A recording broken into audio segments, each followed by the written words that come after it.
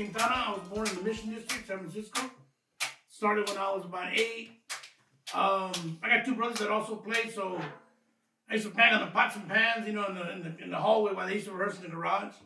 And then they finally came up and dragged me down one day, and they had a conga. I started playing conga. Yeah, from my mom's. She's from ¿cómo se llama pueblo?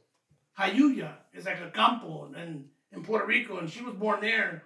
Most of her family were all musicians. All of them. They all sang, played guitar, played instruments, like that. And so all the influence came from that side of the family. Even though we never really met them, because I met my uncle that just passed away. That was a Trovador. I met him a couple years ago in Florida. But you were like the tree. We were the branches off the tree, like we came out of you guys. We're still playing. But yeah, they're all born and raised in Puerto Rico. I used to beg my dad to buy me a set, but he was kind of hard about it. He didn't want to break down too fast. But I finally dragged him to Angelo's House of Music on Mission, and he bought me a set over there. Same thing like with conga. I dragged him up there one day to buy some congas for me, before the timbal. I played conga before the timbal.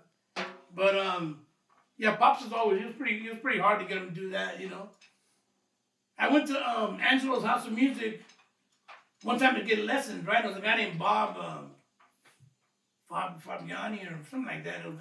He was teaching. And it was only $6. I begged my parents to give me $6 to go get a lesson, right?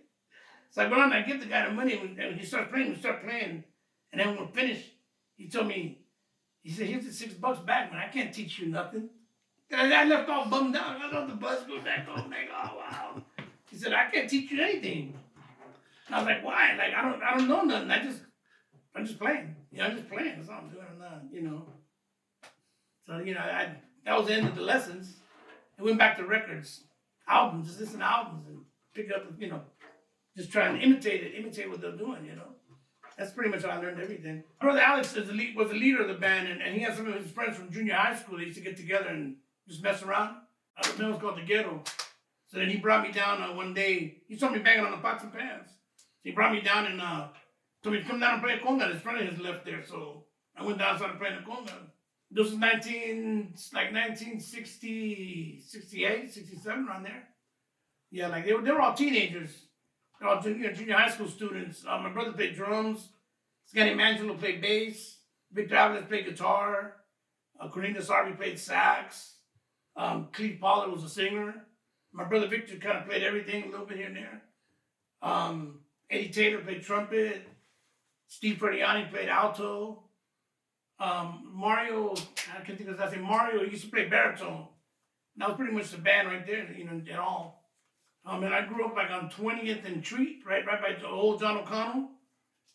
We used to do like a lot of the school dances and stuff at first. We started out in, weddings and stuff like that. Before we, branched into nightclubs, which nightclubs was difficult because I was really young. They used to go to a nightclub, they'd say, the guy would say, he can't come in here, he's too young, he can't. But then they used to stick me in the storage room, only bring me out when I played, and then put me back. So then they'd allowed that, but I could only be on stage when I was out, outside of the storage room. We played everything from Santana to OJ's and, stuff like that back in the day. And we used to do St. Peter's Church at first, St. Peter's Church a lot. They used to dances there. There's a hall on Shotwell and 22nd. What's it called? That little hall right there. It's still there. We did the Civic Center for the first time with El Chicano and them. I was probably about 10 years old. I think we did that. The Kabuki Theater with Pete with Azteca. One time we did there. And the clubs are like, there used to be the Tropicoro was on Broadway coming out of the tunnel. There was a club called the Tropicoro that we played there for a while. And a lot of school dances. We used to do school dances a lot. Old school stuff. Donny Hathaway. Just, like a collection, really. We didn't really play like Latin. It was more funk, like R&B, funk kind of thing. Latin rock a little bit, like Santana. Let's give a round of applause for the Ghetto!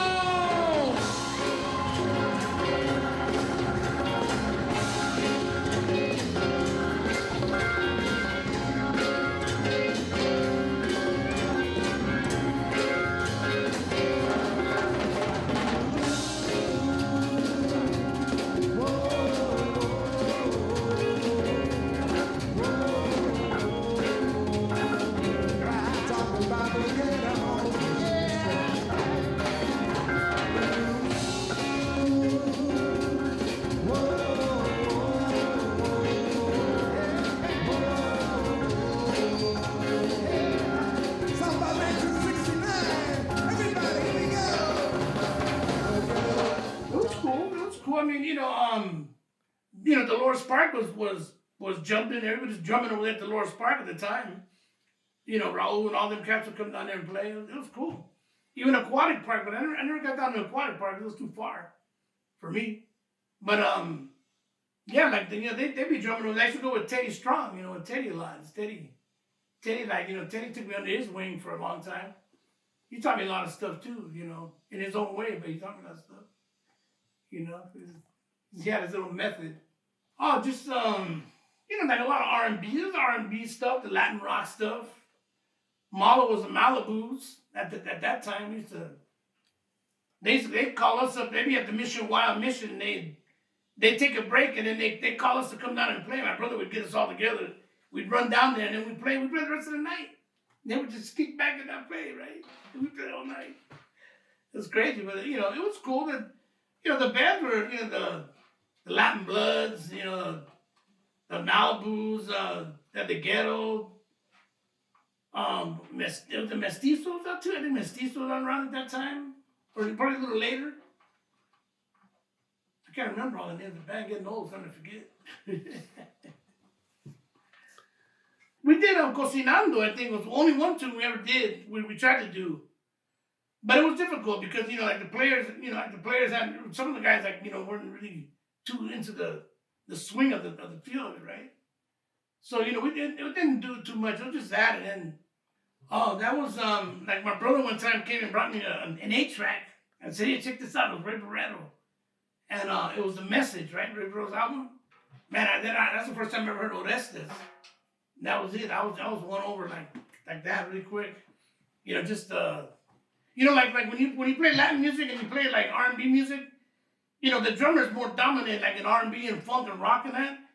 Then all of a sudden I heard the Latin and it was like, oh wait a minute, like we're the more important in that set. You know what I mean? So it felt better to want to play that because you feel more like you're more doing more. It's like a drummer, right? You know what I mean? You guys were more in charge than the drummer's in charge. You always got to tiptoe around the drummer, So I started in I listened to that album and I flipped on it. Then I started, from then on, that was all Orestes. I seeked him out everywhere, anything he did. All his albums, I got them all still, all his albums. But then the Ritmo 74 was a band that was kind of forming, already formed. And then my brother Victor got in with them singing. And then I came in afterward. I took Tito's place, Garcia. Took his place on Tim's. And I was around about 10 years, I guess, with that band. For a long time. And then we started doing the hotels and Cow Palace, Civic Auditorium. Started doing all, opening up for, bands coming from the East Coast. I don't know, I did that for a while. I did a couple of salsa bands. And then I did like 5 groups at one time, and I wanted to learn how to read. You know what I mean? And I found groups that were, that they had the writers. And then, I made them give us charts so we could, try to practice reading. I think I joined Malo after that. I think we went with Malo that was like in 90s, I don't know, like 92, 93, something like that. I joined Malo, yeah. And started doing, that stuff with them, Latin rock. Which, it's kind of cool. Get carpal tunnel from that stuff, though. Everything double time.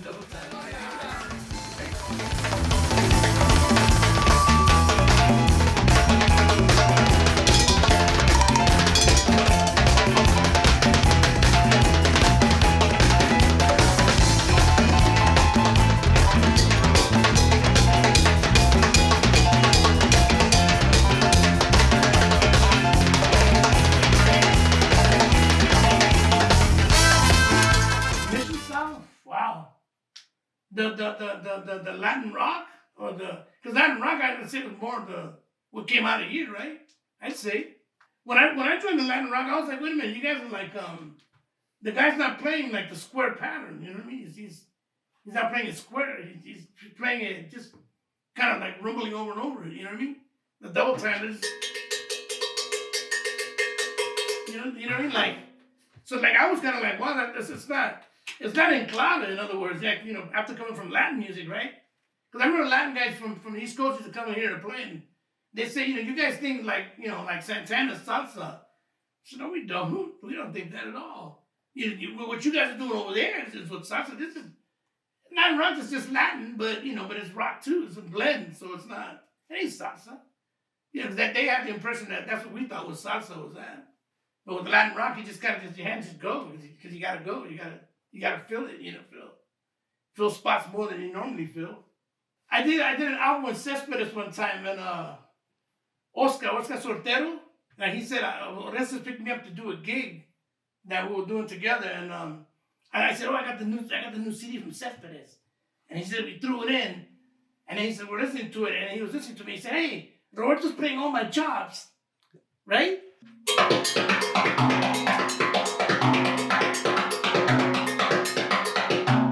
And this one. Those two are like two of the ones that, yeah. And Oscar, when Oscar told me, I told him, tell him I did it, man. I did it out of respect, man, for him.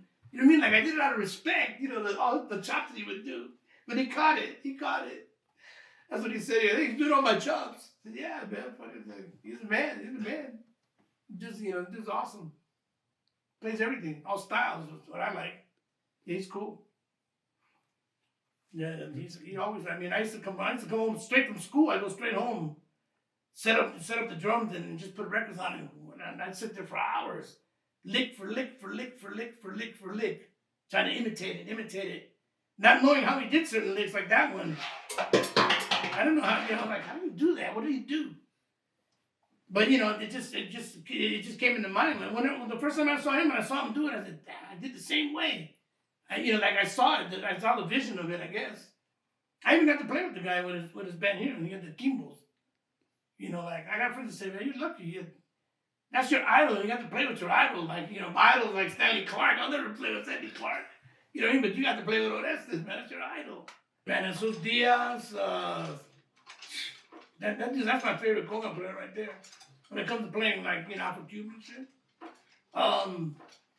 Chepito, Chepito, I was always influenced with him when I was a kid at first. Seeing him, I thought he was like the cat, right? John Santos, Calloway, all these guys, all of them were like yourself, I learned from all you guys that going along and getting my feet wet, from band to band to band. Learning from everybody as when I even took lessons from John Calloway one time. You know what I mean? It's like, this is what he showed me. That was the lick. That was the lick I learned from that day. Never forget it. They're all influential because it was exciting. The salsa at the time was exciting. It was like it was building up and everybody was forming groups. It wasn't like you have one group, you have 15 guys in one group, and every time you went to play, it was always those same 15 guys in that group, and 10 guys over there and 9 over there. Everybody come in, with their different little suits on, and you see them over there. Hey, this is so. Nowadays, everybody's like musical chairs. 10 guys get up, 5 get off, 3 come on. There's another group, and then 4 get off, another 2. And that's how the groups are now. It seems like Latin music's great, man. It's cool. It's just like I mean, I don't know how people survive on it if that's all they do. But like Milton told me one time, Cardona, you play it because you love it. You don't play it because you're gonna get rich or nothing. You know what I mean? Like you play it because you love it.